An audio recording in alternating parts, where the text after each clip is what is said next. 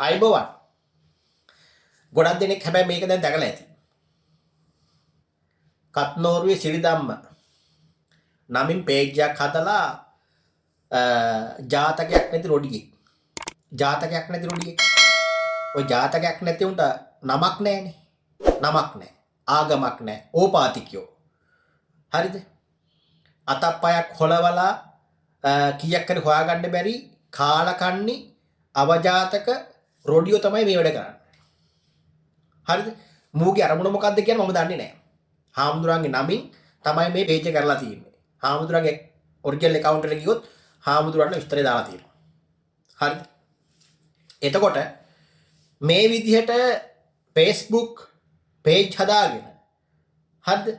නමක් නැතුව හාමුදුරන්ගේ නමින්ම අසත්‍ය ප්‍රචාරය කරන කාලකන්ණි අවජාතක අහිකුණ්ඨක රොඩියෙක්ගේ වැඩක් මේක.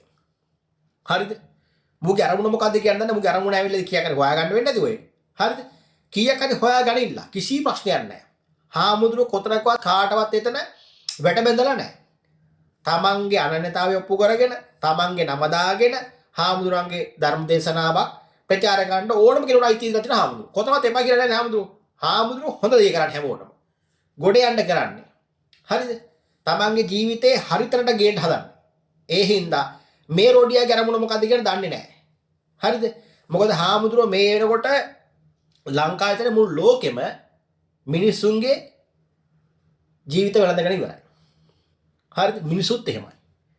හරිද? අපි දකිනවා ඒ කාලේ හැටියට සෝම හාමුදුරුවෝ බණ කියද්දී දැන් නම් මේ සමාජ මාධ්‍ය ප්‍රචාරයේ තියෙනවානේ ඕනම තැනක. අපි උනත් හාමුදුරන්ගේ බණක් තිබ්බේ ටග්ගල් ෂෙයා කරනවා. ඉස්සර එහෙම නැහැනේ. සෝම හාමුදුරුවෝ බණ කියද්දී එක්කෝ සෝම හාමුදුරුවෝ බණ කියන ආවදාසෙන් බණ කියනවා කියලා එක්කෝ ගුවන් විදුලියේ. කොහොමනේ ගුවන් විදුලියේ නැත්තම් පත්තරෙන් තමයි අපි දෙයක් දැනගන්න. නැත්තම් කට කතා. හරිද? එහෙම තමයි අපි දැනගත්තේ. ඒ කාලෙත් විශාල පිරිසක් සෝම හාමුදුරන්ගේ බණ ඇහුවා. ඒ බණ අහද්දී ඒක හිතුවේ කාටද? ආගමක් දහමක් නැති. හරිද? සිවුරට මුවා වෙලා යම් යම් පඩත්තර වැඩ කරන තව ස්වාමින් වහන්සේලා. හරිද? තමාරක් ඉන්නා මේ සිවුර දරාගෙන උන්ගේ ඕනෑම ඉෂ්ට කරගන්න තමයි සිවුරට මුවා වෙලා සිවුර දාගෙන ඉන්නේ.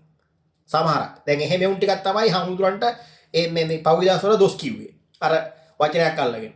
ඉතින් ඒ වගේ මේ හාමුදුරන්ටත් මේ වෙනකොට තරහකාරයෝ, ඉරිසියාකාරයෝ, කුහකයෝ පිරිසක් බිහි වෙලා ඉන්නවා.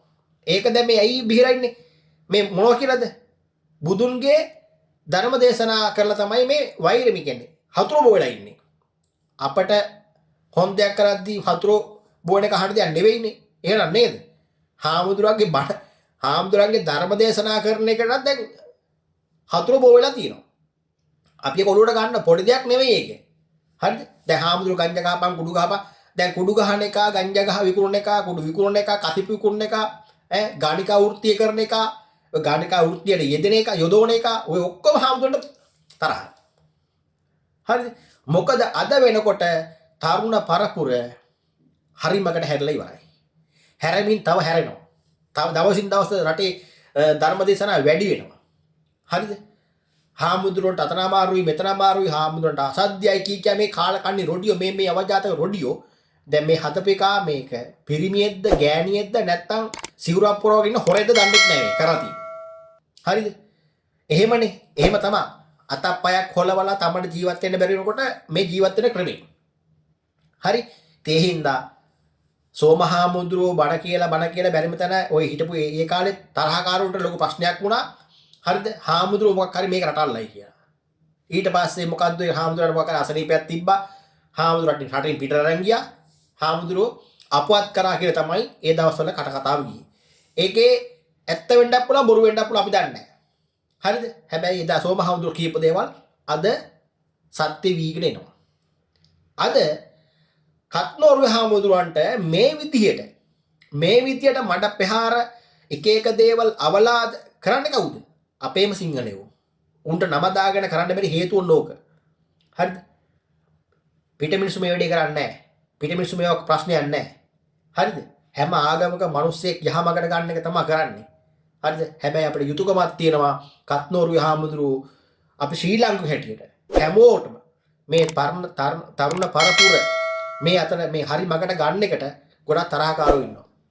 ඒ හින්දා අපි හැමෝම හාමුදුරුවෝ ආරක්ෂා කර ගන්න ඕනේ. ධර්ම දේශනාවලට ආරාධනා කරන පිරිස ඉන්නවා. ඒ උන්වහන්සේ ආරාධනා කරන පිරිස අනිවාර්යෙන් මේ ධර්ම දේශනාව ආපුව සම්පූර්ණ හාමුදුරුවෝ වගකීම ඔය තරුණ පරපුර ඒ තරුණ පිරිස වාර ගන්න ඕනේ. මොකද හේතුව අපි දන්නේ නැහැ. අර හාමුදුරුවෝ කියන හිතන දේ වෙන්නේ නැහැ. වෙන දේ හිතා ගන්න බෑ. මොකද හාමුදුරුවෝ දෙයක් වුණාට පස්සේ අපට ආයි කියන්න මේ වගේ තරුණ හාමුදුරුවෝ ඉන්නවා. හැබැයි මේ වගේ ධර්ම දේශනා කරන්න කෙනෙක් නැති වෙනවා. ඒ හින්දා අපි හැමෝම මෙන්න මේ ආගමක් දහමක් නැති කාලකන්ණි අවජාත රොඩියෝ ටික රටේ ඉන්නවා. උන් ටික පළව හරින්න ඕනේ. මේ රට හදන්න මේ රට හැදෙනවා. හැදෙන හින්දා තමයි මේ වගේ කාලකන්ණි වැඩ කරන්නේ මුන්. හරිද? හාමුදුරුවෝ කොතනකවත් වැරදි දෙයක් කියන්නේ නැහැ. තරණ පරපුර දවසින් දවස නිවැරදි මගට එනවා.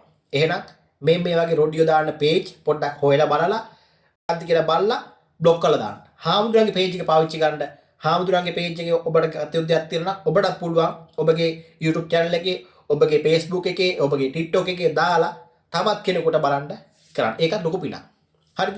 ඉතින් මේ අවජාතක රොඩියෝන්ගේ අරමුණ මොකක්ද කියන දන්නේ මේ අපි කත්නෝරුවේ හාමුදුරුවෝ අනිවාර්යයෙන්ම උන්වහන්සේගේ ජීවිතය ආරක්ෂා කරගත යුතුයි. මේ හාමුදුරුවන්ගේ ජීවිතේ නැති කරන්න කවදාරි සිංහල එවුන් කියන එකත් මම බය නැතුව කියනවා. සිංහල එවුන් කියනකොට ඒක සමස්තය නෙවෙයි, බොහොම සුළු පිරිසක්. හරිද? බොහොම සුළු පිරිසක්. මොකද සෝම හාමුදුරුවන්ගේ ජීවිතය නැති කරේ සිංහලයෝම නෙවෙයිනේ. එහෙම තමයි ගිහිල්ලා හාමුදුරුවෝ එක්කන් ගිහිල්ලා මොකද්ද කරේ අපි දන්නේ හින්දා. අපි දන්න කත්නෝරුවේ හාමුදුරුවන්ට අසනීපකම් තියෙනවා. ධර්ම දේශනා කරන්න ගෙදෙන විනාඩි 35 40ක් වගේ කාලයකට තමයි. හරිද? ඒ හින්දා මොකද හැමදාම බණ කියනකොට මේ කට උගුර කියන එක අපිට වගේ හාමුදුරුවන්ට. හරිද? ඒ හින්දා හාමුදුරුවෝ ආරක්ෂා කරගන්න ඕන. මොකද මේ තරුණ පරපුර දවසින් දවස යහමකට එන එක කීප දෙනෙකුට මේ බොහොම සුළු පිළිසකට ඉවසා දරා ගන්න බෑ. ඉතින් ඒ හින්දා හාමුදුරන්ට මේ වගේ වැරදි ප්‍රචාර තවත් එන්න පුළුවන්. ඒ හින්දා එව්වා හොයලා බලලා ඔබ තවත් කෙනෙකුට ෂෙයා කරාට කමක් නැහැ. හොයලා බලලා ෂෙයා කරන්න. සත්‍යයක් නම් අසත්‍ය නම් ටග් ගාලා බ්ලොක් කරලා දාන්න. බොහොම ස්තුතියි.